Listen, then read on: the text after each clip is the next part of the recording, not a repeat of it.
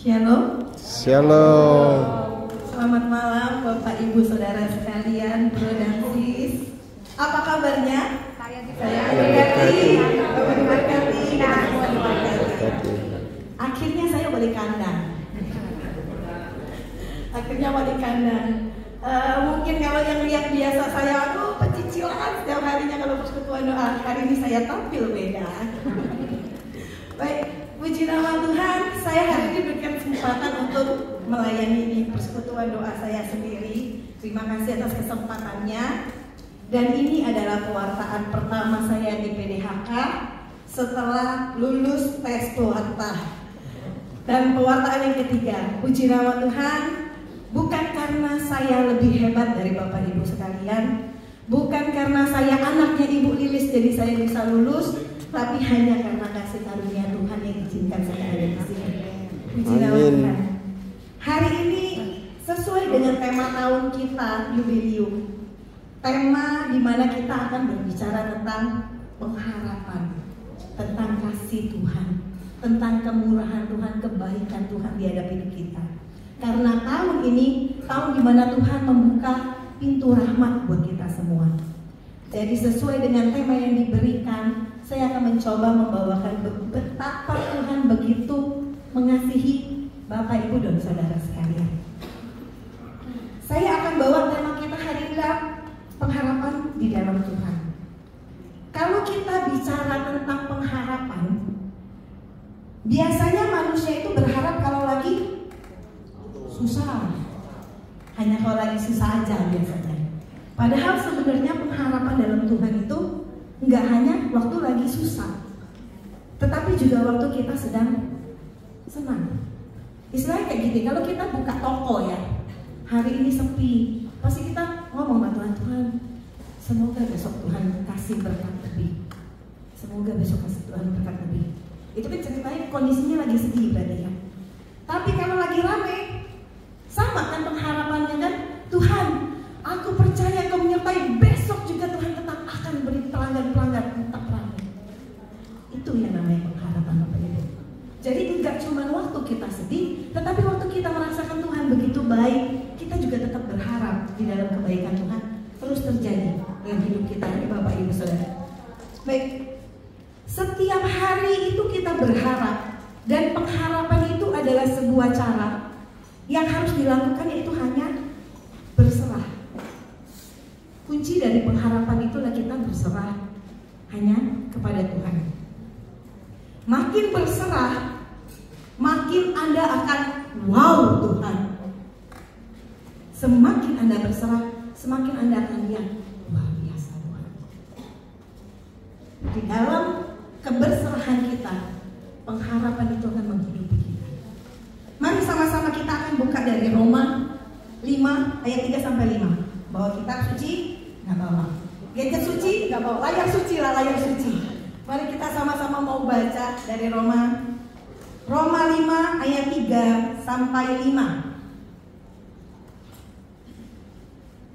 Sama-sama ya. 1, 2, 3. Dan bukan hanya itu saja, kita malah bermegah juga dalam kesengsaraan kita.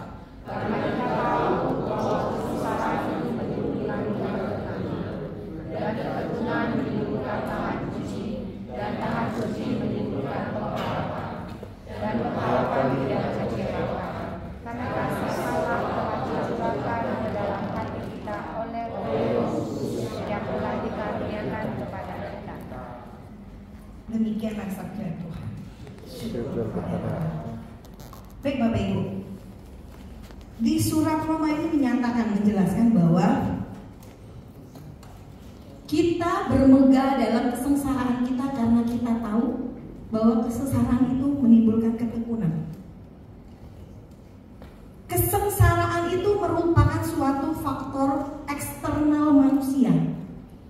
Kesengsaraan itu adalah hal yang tidak bisa Bapak Ibu Saudara sekalian itu memprediksi akan terjadinya kapan, akan datangnya kapan, bisa detik ini, bisa besok, bisa minggu depan, gak ada yang tahu.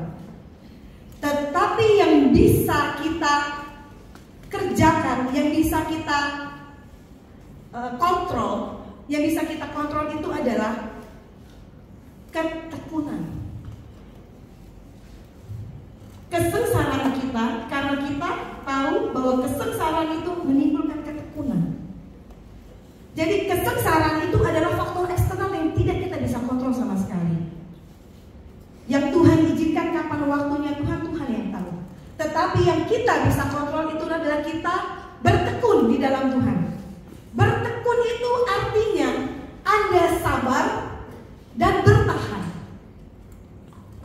Ketekunan itu terjadi saat Anda sabar menghadapi ujian dan Anda bertahan di dalam ujian itu dan tetap stay bersama Yesus. Itu kunci ketekunan. Dan buah dari ketekunan itu adalah menimbulkan tahan uji, dan tahan uji menimbulkan pengharapan. Saat kita sudah sabar dan bertahan, Anda akan melihat bahwa Anda itu akan menjadi manusia yang tahan uji. Pengalaman yang terjadi, contohnya adalah mami saya.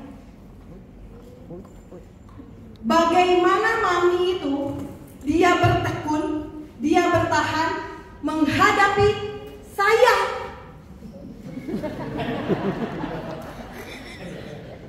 Bagaimana sebuah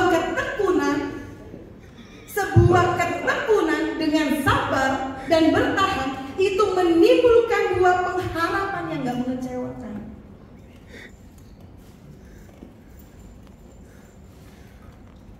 Tabur, tekun, dan bertahan setiap hari. Katakan, Tuhan Yesus baik. Tuhan Yesus baik. Tuhan Yesus baik. Itu adalah kata Anda bertahan di dalam ketekunan. Jadi ketekunan itu tuh ya kata kerja. Kita bekerja itu dengan tekun. Dan kata bendanya ialah kita jadi tahan uji hasilnya. Jadi jangan minta, aduh aku nih tahan ujian Tuhan. Tapi kalau Anda nggak bertekun di dalam Tuhan, Anda nggak akan bisa jadi pribadi yang tahan uji. Amin. Puji Tuhan. Baik. Manusia itu Tuhan izinkan. Next. Di dalam Ulangan 11 dan 11, Tuhan sendiri sudah janjikan sebenarnya untuk kita bahwa tetapi negeri kemana kamu pergi untuk mendudukinya ialah negeri yang bergunung-gunung dan berlembah-lembah, yang mendapatkan air sebanyak hujan dan turun dari langit. Janji Tuhan sama kita itu, kita akan pergi menduduki tanah yang bergunung-gunung, negeri yang bergunung-gunung dan berlembah-lembah. Di saat kita sudah tekun, kita sudah sabar, kita bertahan, Tuhan tuh kasih kita dalam kehidupan kita itu ada namanya gunung dan lembah. Kalau dengar apa lagu pujian ada ya, di dalam gunung engkau ada, dalam lembah engkau ada, apa sih saya lupa deh lagunya itu. Maklum bukan singer saya. Dalam lagu itu ada gunung, ada lembah. Jadi di dalam setiap kehidupan kita, Tuhan itu akan bawa kita melewati gunung dan lembah. Gunung itu diartikan dengan posisi saat kita tuh di atas, bahagia. Di atas engkau ada, ya gimana sekolahnya lagunya itulah pokoknya saya lupa. Di gunung yang tinggi. Ya gitulah, kalau ada gitu kan. Saat Tuhan tuh akan izinkan kita ada di atas, akan melewati yang namanya gunung di dalam kehidupan kita. Tetapi tidak jarang Tuhan akan bawa kita ke dalam lembah. Lembah itu notabene-nya udah gak enak ya dengarnya ya. Lembah itu pasti tempatnya gak enak, lembab, basah, kotor, pokoknya gak enak lah. Beda sama pantai ya, ini lembah gitu kan. Anda akan mengalami kehidupan Anda akan berada di dalam atas gunung dan di bawah lembah. Tapi Tuhan izinkan lembah itu terjadi dalam kehidupan kita. Saya mau bahas, Kitab Suci mengatakan bahwa kita itu ada 4 lembah di dalam kehidupan kita yang mungkin sudah pernah Bapak Ibu lewati, atau lembah ini sedang Bapak Ibu lewati. Dan yang terakhir mungkin, bukan mungkin lagi, ini akan dan pasti Bapak Ibu lewati. Lembah ini memang ada, Tuhan izinkan terjadi semata-mata hanya untuk mendewasakan Bapak Ibu dan saya, sehingga kita punya pengharapan terhadap Tuhan. Tapi saat lembah itu terjadi, nggak usah takut, karena kita punya Tuhan. Saya mau bahas satu persatu. Lembah pertama di dalam kehidupan kita. Next. Kejadian 14. Lalu keluarlah raja negeri Sodom, raja negeri Gomora, raja negeri Adma, raja negeri Zeboim, raja negeri Bela, yakni negeri Zoar, yang mengatur barisan perangnya melawan mereka di lembah Sidim. Di lembah Sidim itu, di mana-mana ada sumur aspal. Ketika raja Sodom dan raja Gomora melarikan diri, jatuhlah mereka ke dalamnya. Lembah yang pertama, lembah Sidim.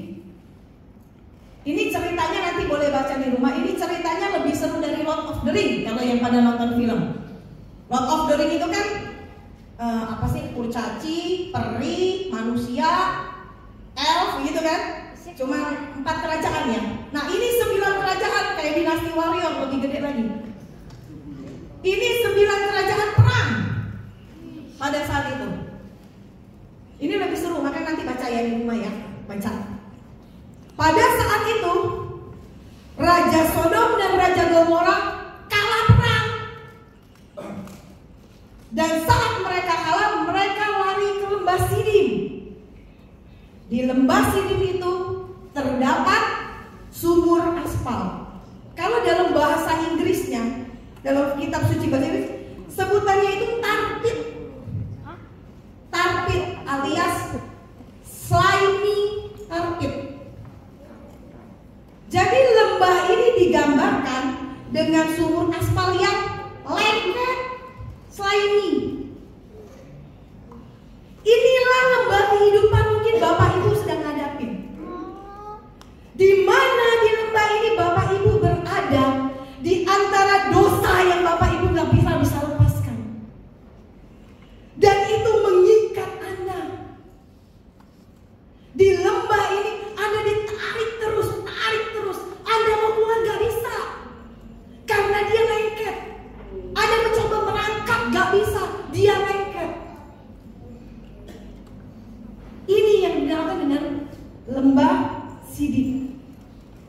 Di saat Anda gak bisa kemana-mana, Anda terjebak dalam dosa yang itu. Orang lain gak tahu, dari luar kita kelihatannya bagus, tetapi di dalam diri Anda dosa itu mengikat Anda terus-menerus. Mungkin saat ini Bapak Ibu sedang mengalami itu. Maka tadi saya bilang mungkin ada yang sedang mengalami, ada yang sudah mengalami, dan mungkin akan ada yang pasti mengalami. Ini lembah tarpit. Lembah yang kedua. Lembah yang kedua adalah dari Bilangan 13. Pasti tahu. Tahu nggak? Nggak tahu. Kita baca. Lembah Bilangan 13. Ketika mereka sampai ke lembah Eskol, dipotong mereka di sana suatu cabang dengan setandan buah anggurnya. Lalu berdualah mereka menggandarnya. Juga mereka membawa berapa buah delima dan buah arang. Tempat itu dinamai orang lembah Eskol. Lembah Eskol ini ceritanya tentang pengintai. 12 pengintai. Nanti baca juga di rumah, Bilangan 13. Pada waktu itu Musa mengirim 12 pengintai. Karena Musa dijanjikan Tuhan bahwa negeri yang kau kuasai subur tanahnya, bagus tanahnya, subur, sehat, makmur, kaya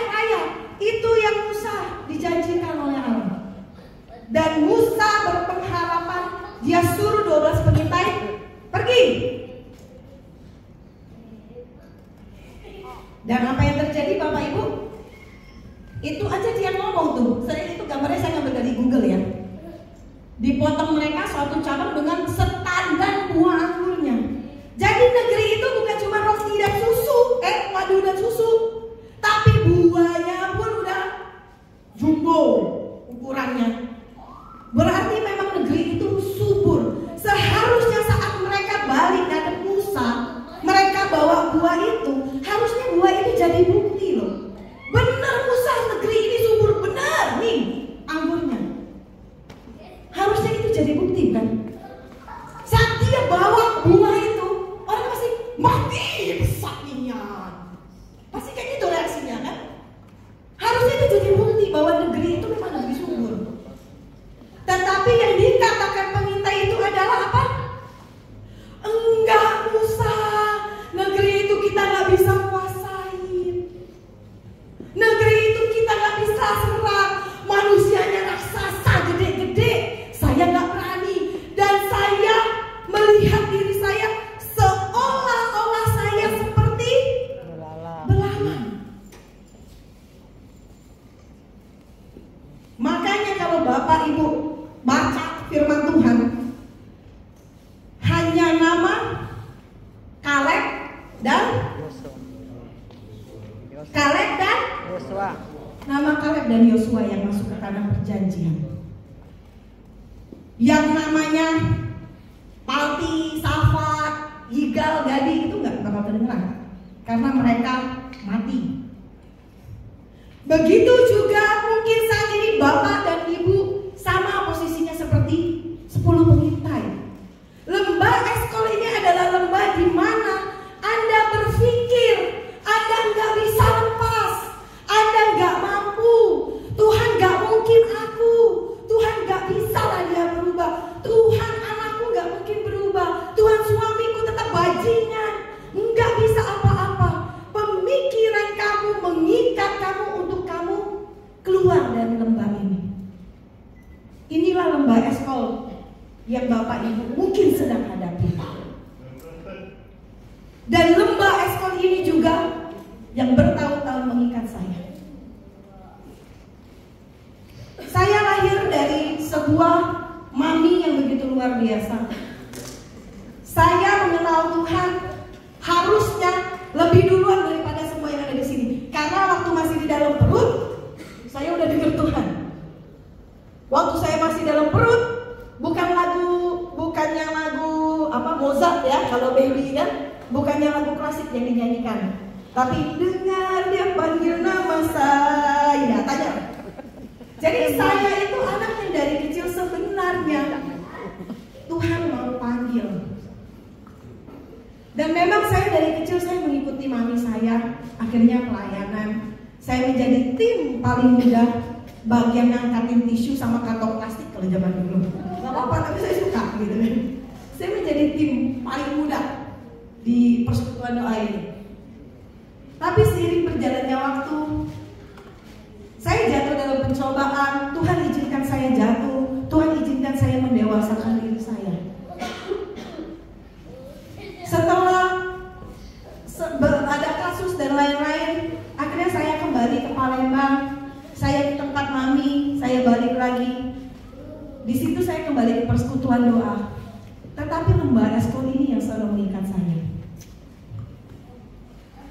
Di dalam hati itu selalu ada. Kau tuh tidak mungkin Rafin Pancavin duduk di sini. Kau tuh tidak mungkin Rafin diterima lagi. Kau lihat nggak berapa banyak kau nyusahin mami kamu?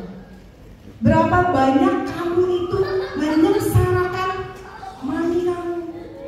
Kalau kamu ada di PD, kalau kamu ada di sini, kamu tuh jadi batu sandungan. Itu yang terus-menerus bertahun-tahun saya alami. Dan saya nggak pernah cerita sama mami. Sampai detik ini pun saya nggak pernah cerita. Jadi mami tuh nggak pernah tahu isi hati saya. Kenapa saya lari dari persekutuan doa? Kenapa saya lari dari pelayanan? Karena itu yang saya rasakan. Tapi Tuhan izinkan suatu seminar mengubah kembali hidup saya. Waktu di seminar itu saya kembali berubah. Tuhan izinkan kasih mula-mula terjadi. Dan Tuhan tunjukkan satu persatu bahwa Sejak engkau kecil sampai engkau mempunyai anak kecil lagi, begitu Tuhan mengasihimu. Sampai pada kemarin pertumbuhan, sesi pertumbuhan, seminar pertumbuhan. Padahal sebenarnya pertumbuhan, SKCA segala macam itu udah sering sekali diikutin ya. Tapi pertumbuhan yang terakhir kali saya ikut itu yang membuat saya merasa paling terkesan waktu Henny bawa tentang komunitas. Di dalam komunitas itu dia ada pengampunan ya, minta pengampunan sama teman-teman sepelayanan, komunitas dan lain-lain. Dan pada saat itu Tuhan izinkan saya mengalami pemulihan. Pada waktu itu saya datangin Johan yang pertama kali, karena saya memang bestinya Johan. Saya datangi Ko Jo, saya peluk di depan, saya nangis. Saya cuma bilang, Ko Johan, aku minta maaf kalau aku selama ini lari. Aku minta maaf kalau aku nggak mau lagi melayani, karena aku malu. Aku ungkapkan, aku malu. Karena Tuhan suruh aku ngomong itu, Tuhan suruh aku lepaskan itu. Saat aku peluk Johan cuma ngomong, Vin, sejak pertama engkau ada di persekutuan doa, sejak itu kau merupakan berkat bagi persekutuan doa ini. Dan kami tidak pernah melihat siapa dirimu, tetapi kami melihat saat engkau bertobat, Tuhan mengubahmu. Di situ saya nangis. Mungkin kalau ada beberapa yang saya peluk waktu seminar itu, itulah saya melepaskan lembah eskol saya. Saya peluk satu-satu sampai terakhir kali kemarin waktu retret tim, saya peluk Jesusan yang terakhir karena waktu itu nggak ketemu, nggak ada di seminar pertumbuhan.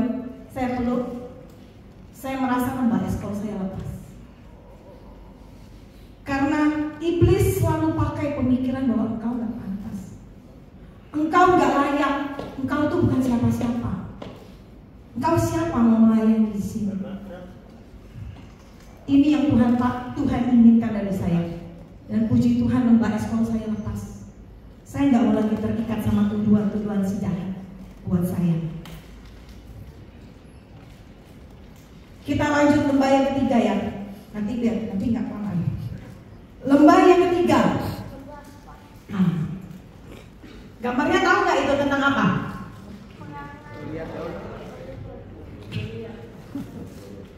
Lembah yang ketiga, lembah Tarbantin. Kalau dulu sebutannya sebelum diperbaharui, lembah Elah. Lembah Elah ini merupakan lambang dari lembah ketakutan kita. Lembah ini terjadi pada saat Saul dan orang-orang Israel juga berkumpul berkemah di lembah Tarbantin atau lembah Elah. Mereka mengatur barisan perangnya terhadap dengan orang Filistin. Orang Filistin berdiri di bukit sebelah sini dan orang Israel berdiri di bukit sebelah sana. Dan lembah ada di antara mereka. Lembah ini menggambarkan lembah ketakutan. Kenapa saya bilang lembah ini melambangkan lembah ketakutan? Kenapa? Nanti baca lagi ya di 1 Samuel ya, 1 Samuel 17 ya. Pada saat itu terjadilah duel antara Goliat dan bangsa Israel. Di sini kayak gini, Goliat itu tuh datang ngomong kayak gini, sayang, saudara-saudara, kamu siapa sih? Coba. Ayo, kita buy one nih, buy one. Ayo, WWF, ring WWF. Ayo kita buy one. Intinya siapa yang menang kau tunduk sama aku dan kita udah usah perang. Habis jatah makanan, habis stok senjata, gak usah perang. Karena mereka gak perang, ceritanya mau duel tuh. Berapa hari? 40 hari. 40 hari dia tiap hari maju. Siapa mau? Gak ada? Oke. Sore yang tadi, maju belum ada? Oke, gak jadi. 40 hari lo dikelecehin. Kalau kata Jeffo dikelecehin, apa ya bahasa ini? Kelecehin itu bahasa gaul, apa yang dikelecehin itu? Diuyok, dikelecehin. Nah, 40 hari itu bangsa Israel dikelecehin sama Goliat. Dikelecehin, diuyok 40 hari. Sampai 40 hari gak ada yang berani maju. Karena apa? Tentara Israel sedang lihat Goliat.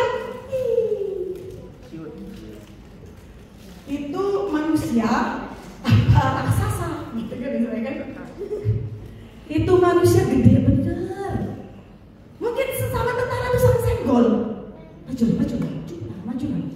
Iya, coba mati ya. Sama tentara tuh saling senggol, majulah. Gak akan ada yang berani maju, karena dia tahu saat dia maju, belum lagi apa kan dicek lah, mati gitu kan. Dan itu dealnya adalah buy one. Jadi kalau sekali maju kalah dan nggak ada cerita lagi, selesai Israel. Begitu juga Anda dan saya. Saat ini Anda punya Goliat di depan mata Anda. Anda punya Goliat yang gede banget yang Anda udah nggak bisa tahan lagi, udah nggak berani melihatnya. Mungkin Goliatnya itu utang Anda numpuk. Mungkin Goliatnya Anda melihat penyakit Anda nggak sembuh-sembuh. Mungkin Goliat Anda saat ini rumah tangga Anda udah diujung tanduk, tinggal Anda takut surat cerai. Itu Goliat Anda dan Anda takut untuk lepas dari sana. Anda gak berani maju, meninggalkan ketakutan, lembah ketakutan itu. Tetapi saat itu Daud datang karena disuruh bapaknya, Daud, ini bawa roti yang keju buat kakak kamu makan. Datang masih Daud ini, niatnya bawa roti sama keju buat kakak-kakaknya makan. Waktu dia datang, dia tinggalkan gembala dombanya, tapi dikatakan di situ gembala dombanya sedikit, jadi ditinggalin nggak apa-apa. Kalau banyak kan lari kabur dari orang. Gembala sedikit dia tinggalkan, dia datang bawa roti. Saat dia lihat Goliat itu, Daud ngomong apa? Ada apa sih? Datangnya ngomong lah. Itu orang Filistin mau nantang duel Taiwan. Kalau enggak, kita habis. Mungkin kayak gitu. Tentara ngomong, sampai kakaknya pas lihat Daud datang di situ marah. Baliklah, ngikut pula anak kecil di sini. Bocah 19 tahun datang di medan perang, sosok nanya. Ada apa? Kepo. Itu Daud. Tetapi satu yang Daud pegang, waktu dia melihat Goliat itu, dia katakan